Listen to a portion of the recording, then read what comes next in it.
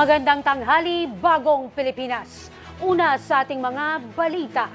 Produktibo ang naging pagbisita ni Pangulong Ferdinand R. Marcos Jr. sa Mindanao matapos niyang ipagkaloob ang mga benepisyong nakalaan sa mga taga-Sulu. Kasabay naman ito ang pagbubukas ng panibagong walang gutom kitchen ng DSWD sa Zamboanga, kung saan mismo ang Pangulo ang nanguna sa pagbibigay ng mga pagkain.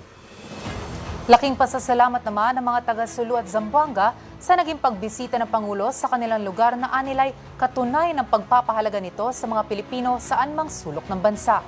Ang detalye ng mga benepisyong hatid ng Pangulo, ihahatid ni Julian Bunag para sa 13 sa tanghali.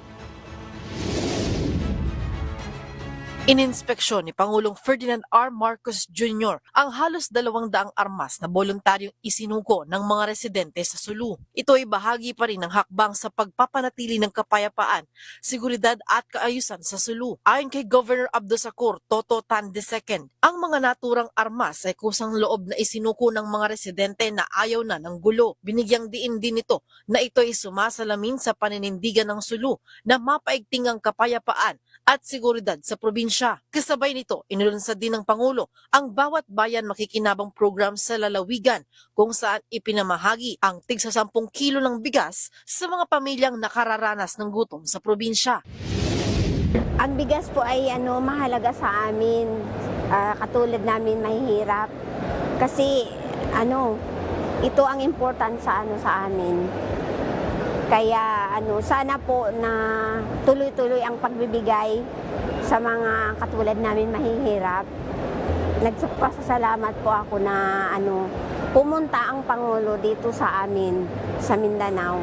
Ang nasabing aktibidad ay isasagawa 6 na beses sa loob ng 1 taon na popondohan ng Local Government Support Fund. Ang dream ko talaga ay makisa na wala ng gutom na Pilipino. Kaya't lahat ng dapat na hindi nakakatiyak sa kanilang pagkain, yan ang unahin nating tulungan.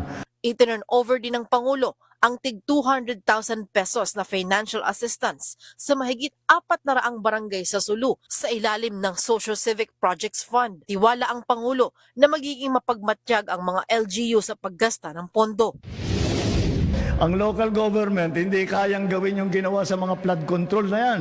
Hindi pwede dahil pag hindi magandang trabaho, kahit pinupuntahan tayo sa bahay, kakatukin kayo ng mga alas 2, alas 3 ng umaga, bakit ang pangit ng ginawa ninyo? Bakit ganito? Bakit yung ganyan? Wala pa. Bakit yung pinangako ninyo? Wala pa. Nakisalamuha rin ng Pangulo sa mahigit 2,000 presidential scholars sa Sulu na tatanggap ng tig 20,000 pesos na educational assistance. Ayon sa ilang mga scholar, hindi lang ito basta tulong pinansyal, kundi inspirasyon sa kanilang pag-aaral.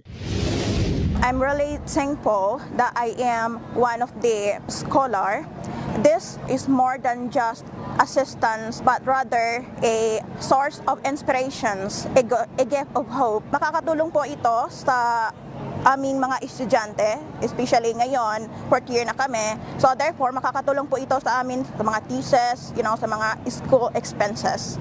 Bukod pa dito, personal ding nakibahagi si Pangulong Ferdinand R. Marcos Jr. sa pagbubukas ng bagong DSWD Walang Gutom Kitchen sa Zamboanga City. Ito ang ikatlong Walang Gutom Kitchen na inilunsad ng ahensya sa bansa. Nung sinabi yan kami na pasok kami dito, ang laking talaga ng pasalamat ko. At least mabawasan ang hirap namin sa tulong na gaya ng Walang Gutom Kitchen program.